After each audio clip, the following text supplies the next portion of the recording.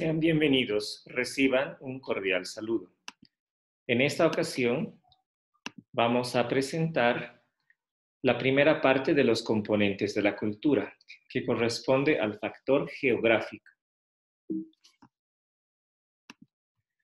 En el anterior video veíamos que íbamos a manejar una definición antropológica de cultura, que dice que esta es una forma social de adaptación al entorno.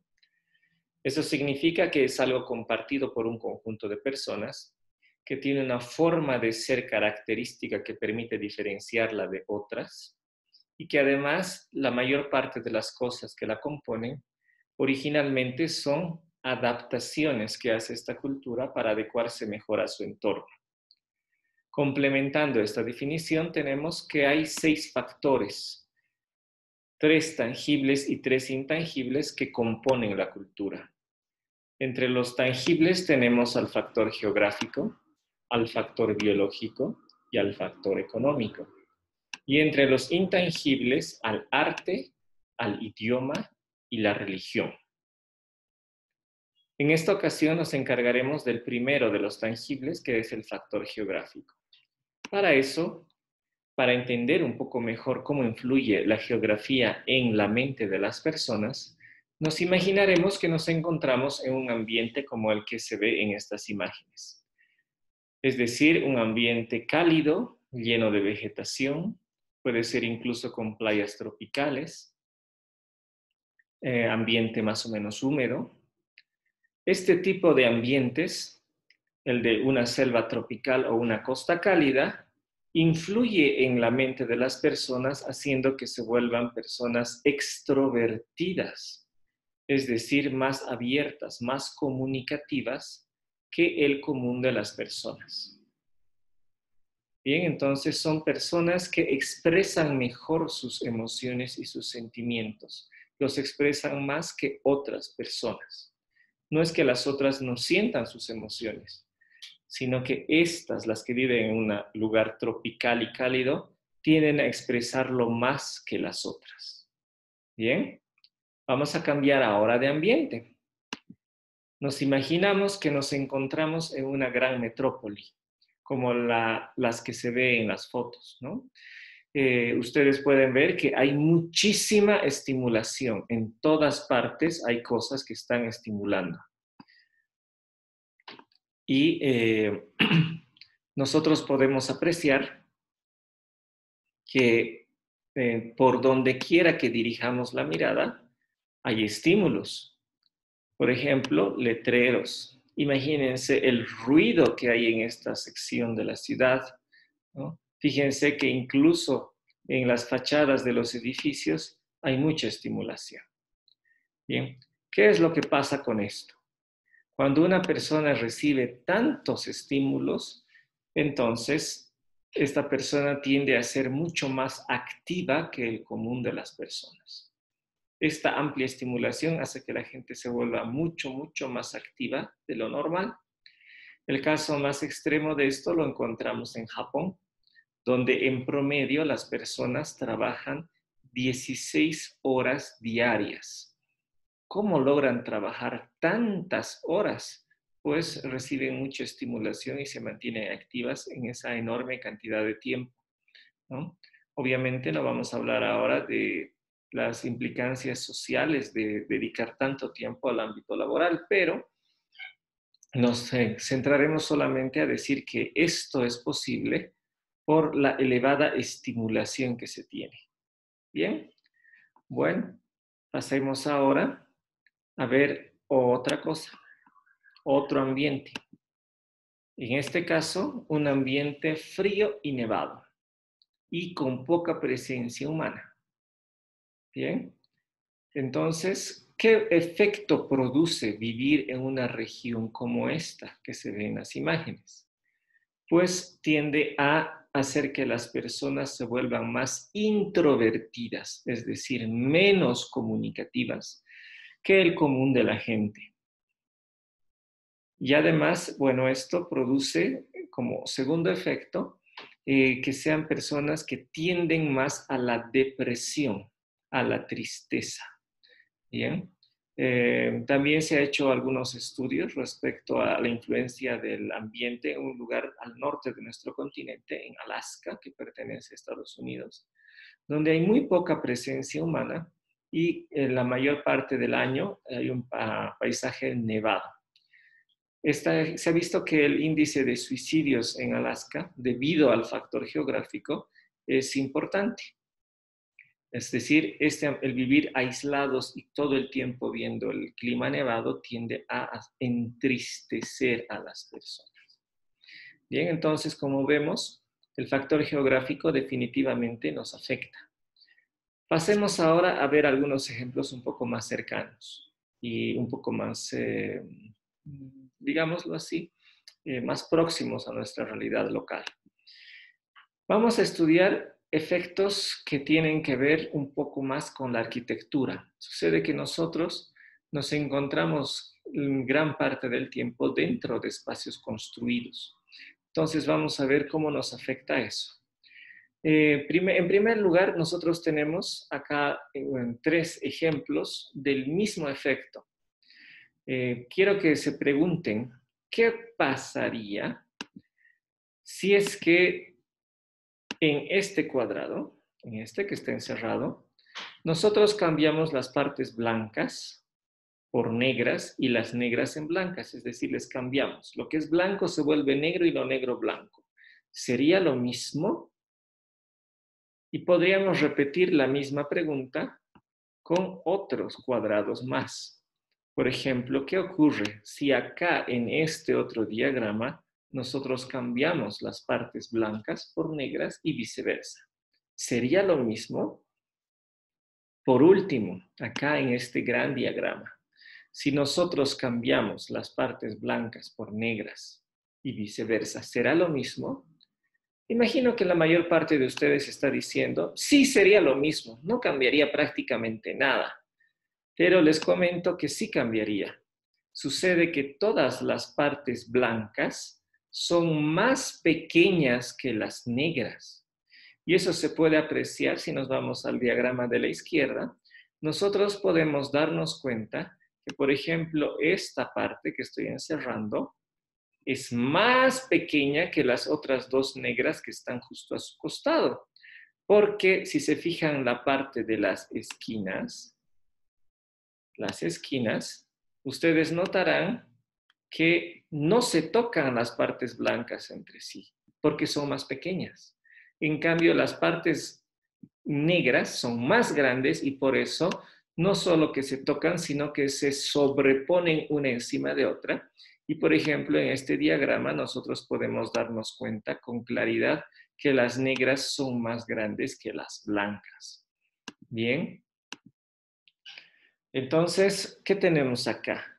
Que en nuestra mente nosotros hemos percibido las partes blancas como si fueran del mismo tamaño que las partes negras, pero en realidad no tienen el mismo tamaño. Las negras son más grandes, notoriamente más grandes que las blancas.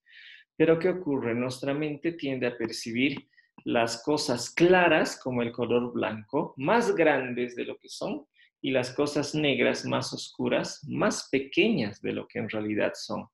Y eso explica por qué nosotros tendemos a imaginar en estos dibujos que las partes blancas y negras en realidad fuesen del mismo tamaño. Vayamos a ver este otro ejercicio. Nosotros vemos algunas líneas cortas, oblicuas, y algunas líneas largas. Bien, entonces la pregunta que yo tengo ahora es la siguiente. Estas líneas verticales y largas, por ejemplo, esas que estoy resaltando,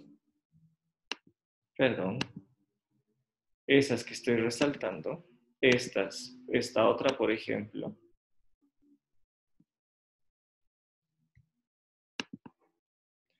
esas líneas son paralelas entre sí, las verticales son paralelas entre sí o no lo son. Me imagino que ustedes a simple vista dirán, no, no son paralelas, están inclinadas. Pero les comento que no, Todas las verticales son perfectamente paralelas entre sí, exactamente paralelas. Entonces, lo que nosotros vamos a ver, utilizando otro ejemplito, acá, es ver el tamaño.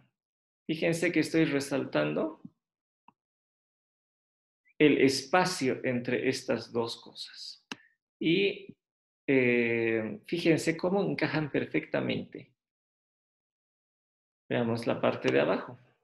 Nosotros estamos resaltando, haciendo un cuadrado, un rectángulo que nos muestre si es que el ancho aumenta o disminuye entre las líneas. Y como ustedes percibirán, el ancho se mantiene constante. Eso nos demuestra que en realidad las verticales son perfectamente paralelas, pero nosotros estamos percibiéndolo como si en realidad estuvieran inclinadas, que hay un punto donde se separan y poco a poco se van a ir juntando, pero no es así. Bien, fíjense cómo este tipo de dibujos simples influyen en nuestra percepción. Bien, bueno, pasaremos ahora a ver otros ejemplos.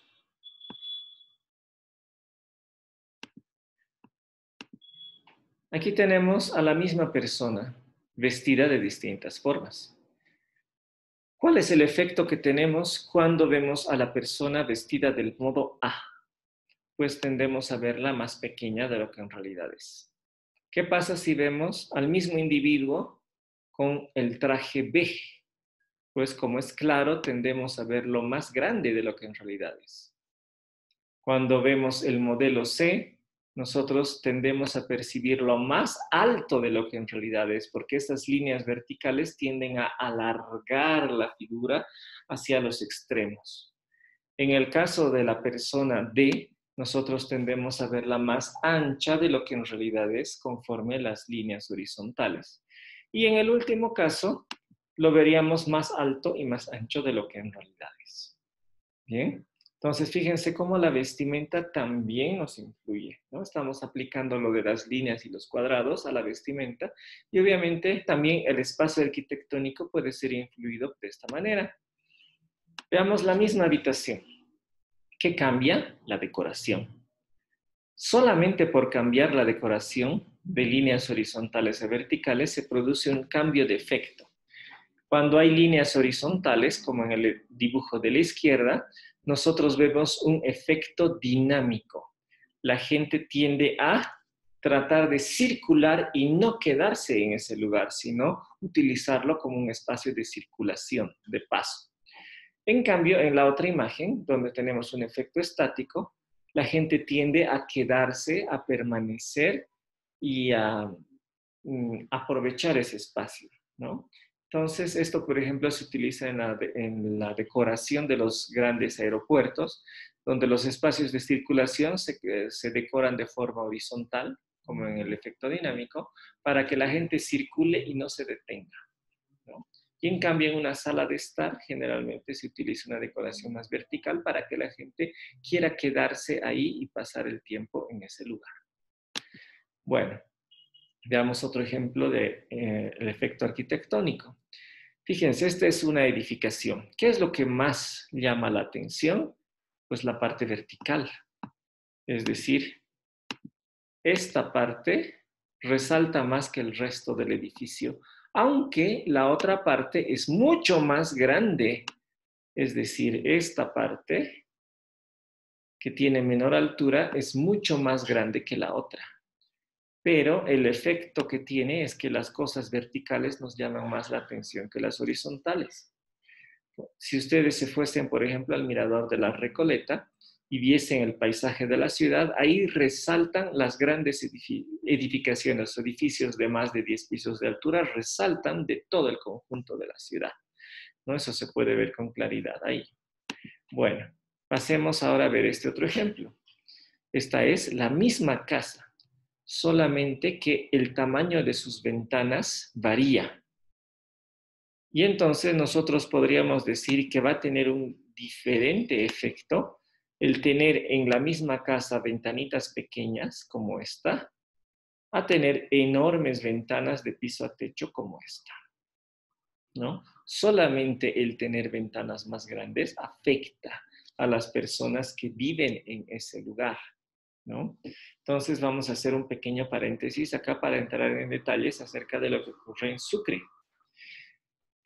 Ustedes habrán notado que la mayor parte de las casas tienen ventanas más bien pequeñas. Y además ustedes notarán igualmente que esas ventanas suelen estar cerradas, ¿bien? Suelen estar cerradas. Y uno no puede ver qué hay del otro lado, es decir, o tienen cortinas que están todo el tiempo cerradas y no saben lo que hay detrás. Y además de eso, si hace calor, las ventanas están cerradas. Si hace frío, siguen cerradas. Llueve, siguen cerradas. Hace viento, siguen cerradas. Nunca se abren, parece que estuvieran pegadas con pegamento, así que no se pudieran abrir ni cerrar. En cambio, en otras ciudades, lo más usual es que haya ventanas y por lo menos alguna esté abierta. Alguna que otra por lo menos esté abierta. Y en muchos casos, no tienen un tipo de cerramiento de cortinas que esté todo el tiempo colocado. ¿A qué responde eso? A las características psicológicas de sus habitantes. Bien, volvamos a un ejemplo más local. Si ustedes se fijan, las ventanas y los balcones de las antiguas casas del centro patrimonial, ustedes notarán que se alejan bastante de las ventanitas chiquititas, que más bien son espacios grandes donde, si nosotros usamos este ejemplo, se parecen más bien más a este tipo de ventanas que a este tipo de mini ventanitas. Bien. Y eso sucede porque en las épocas anteriores, el espacio del balcón, el espacio de la ventana era un espacio para sentarse a conversar e incluso enamorar. Entonces era un espacio para disfrutar. En cambio, ahora esas ventanitas chiquitas lo que hacen es meter un poco de luz, pero no quieren meter la mirada de las otras personas dentro de la casa. Bien, entonces eso produce desde luego un efecto psicológico. Bien, bueno, pasaremos ahora a ver otro ejemplo. El de la izquierda es un poco complicado, así que se los explico. Bien, si nosotros nos ubicamos en una parte alta y miramos hacia abajo, las cosas que se encuentran por debajo, como este individuo, nos van a parecer más pequeñas de lo que en realidad son. En cambio, si nosotros nos ubicamos por debajo y vemos hacia arriba, las cosas que se encuentran por arriba, como esta otra persona, nos van a parecer más grandes de lo que en realidad son. ¿Bien? Pasaremos al otro lado, al otro ejemplo. Ahí tenemos un efecto de acercamiento. ¿Qué significa? Si tenemos paredes y techo claros y tenemos una pared al fondo de color más oscuro, entonces esa pared nos va a parecer más cercana de lo que en realidad está. Bien. Pasemos a la siguiente. Tenemos un cuarto más bajo. Bien. ¿Por qué motivo? Porque, bueno, la percepción de un cuarto que es más pequeño de lo que en realidad es, porque el techo está pintado de un color más oscuro que sus paredes, aunque esto es realmente muy difícil de ver por la siguiente razón. Más bien, hablemos al sentido contrario. ¿De qué color son los techos generalmente? Casi en todas las construcciones, ya sean ricas o pobres, siempre los techos son de color claro, blancos, casi siempre. ¿Por qué motivo? Porque eso nos da una señal de mayor amplitud, nos da la impresión de que el espacio es más grande de lo que en realidad es. Bien, esa es la explicación. Por eso casi siempre esas construcciones tienen un techo claro. Bien, bueno, ¿y qué va a pasar entonces con un techo oscuro como se ve en el ejemplo? Va a dar la sensación de que se puede caer encima de nosotros. Y el color donde más se nota eso es el techo negro. El techo negro da la impresión de que en cualquier momento está a punto de desmoronarse y produce gran sensación de inseguridad en las personas. ¿Dónde se puede ver esto con mayor claridad? Si alguna vez ingresan a una mina, las minas generalmente son estrechas y oscuras, después de avanzar un trecho, al ver todo el tiempo el techo, digámoslo así, de color oscuro, la gente se desespera. Tiene miedo y dice, ¿y si se cayera? ¿Y si se cortara la luz? ¿Y si no me encuentran, me pierdo, por ejemplo? Entonces eso produce una gran sensación de inseguridad en las personas. Bien, en cambio, como les decía, si tenemos paredes más oscuras que el techo, eso da una sensación de mayor amplitud del espacio y es lo que habitualmente se ve. Bien, luego tenemos acá en el piso algunas señales que nos indican una direccionalidad, por ejemplo, hacia una puerta. Y tenemos en estos dos ejemplos, una muestra de cómo si nosotros resaltamos las vigas, volviéndolas en el primer caso más oscuras que las paredes y el techo y el entorno en general, nos va a dar sensación de que son más sólidas de lo que en realidad son. Y por otra parte, si nosotros resaltamos las vigas y los pilares de color más claro de lo que en realidad es, más claro que el fondo, digamos, ¿no? Perdón. Entonces nosotros vamos a tener la sensación de que son más esbeltas, más delicadas, más ligeras de lo que en realidad son. Solamente cambiando el grado de luz y de oscuridad, si ustedes quieren. Se pueden conseguir esos efectos. Bien, bueno, entonces pasaremos a ver un poquito más de este factor geográfico ya adecuado a las personas mismas. Quiero que se imaginen lo siguiente. Bueno, si yo les pidiera dibujarse a sí mismos, hagan un dibujo de cómo son, represéntense, dibujen en este momento cómo son, hagan su autorretrato. Estoy seguro de que prácticamente todas las personas se dibujarían con ropa, porque la ropa ya psicológicamente es parte de nosotros mismos, ¿no? Aunque podríamos decir, bueno, en realidad esta ropa no es parte de mí, ¿no? Me la puedo quitar, me la puedo poner y sigo siendo yo. Pero en realidad psicológicamente al momento de hacer autorretrato es como si nuestra persona se extendiera a nuestra ropa también, ¿ya? Bueno, pero vamos a ir un poquito más allá. Ahora quiero que se imaginen su espacio personal, es decir, su cuarto, ¿bien? El lugar que es suyo, propio, personal. Imagino que tendrá su cama, me imagino tal vez una cómoda, un ropero. Imagino que debe tener una puerta para que ese espacio sea personal y nadie más lo invada en un momento determinado. Entonces, tiene unos límites claros. Bien, ahora quiero que piensen cómo está ese espacio personal en este exacto momento.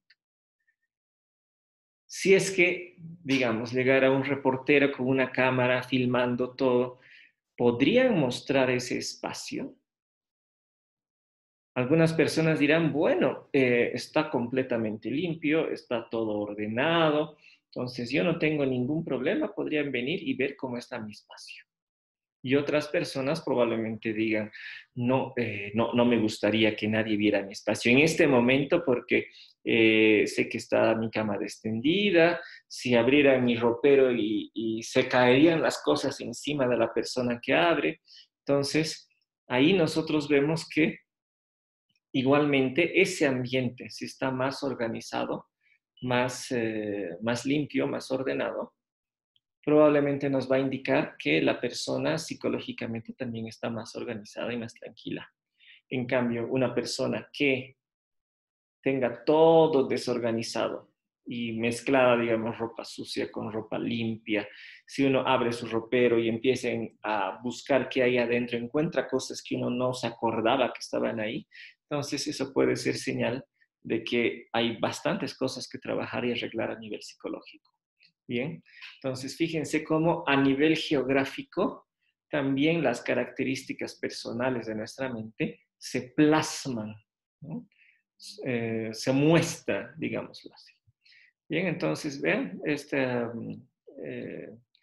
este trabajo a partir del factor geográfico nos muestra cómo el factor geográfico nos influye y nosotros también de alguna forma influimos en él. Bien, pasaremos al último ejemplo. Ahora ya hemos hablado de la persona, hemos hablado del espacio personal, ahora hablaremos del espacio familiar. Bien, eh, imaginen en qué lugar se encuentran ustedes, es decir, está en una casa, en un departamento, y la pregunta es, ¿ustedes podrían mostrar su casa a las otras personas? Es decir, ya no es solamente decir, ah, bueno, mi ropa está bien, yo podría mostrarla a las otras personas.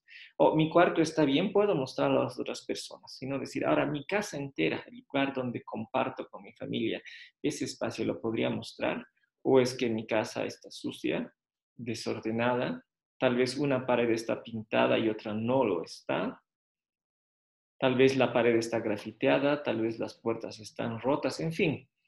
O está todo en orden. Realmente podrían venir un reportero, filmar la casa y ver que todo está impecable. Bien. Entonces, hay personas inclusive que, eh, mm, bueno, que no solamente se quedan en su espacio familiar, sino incluso pueden decir, la zona donde yo vivo está impecable y me gusta porque tiene, ¿qué puedo decir? Áreas verdes, los edificios bien cuidados, las calles están limpias, es una zona segura, etcétera. Bien, como ustedes pueden ver, la proyección de la persona, empezando por mi propio ser, mi persona, mi cuarto, mi casa, hasta llegar a mi barrio, genera una sensación de bienestar o de incomodidad, ¿no? Y eso nos da a entender que nuestra mente está en constante interrelación con el entorno y nosotros afectamos al entorno y el entorno nos afecta. Y eso se plasma a la larga en la cultura. Bien, bueno, con eso vamos a terminar nuestra clase de ahora. Eh, yo les agradezco mucho por su presencia. Les invito a, a hacer estos ejercicios que les he dicho. Dicen, yo puedo dibujarme a mí mismo, yo puedo mostrar mi espacio personal, yo me preocupo por mi espacio familiar y también me preocupo por mi zona. Yo puedo influir positivamente en mi zona. Y vean cómo el espacio geográfico, el conocer ahora la existencia del espacio geográfico, nos puede ayudar a transformar el entorno donde estamos. Bien, finalmente los invito a visitar mi portal académico, donde tengo varios trabajos de investigación subidos. Pueden ingresar por la dirección que está ahí abajo o solamente buscar en el Google Mario Castro Torres, academia.edu.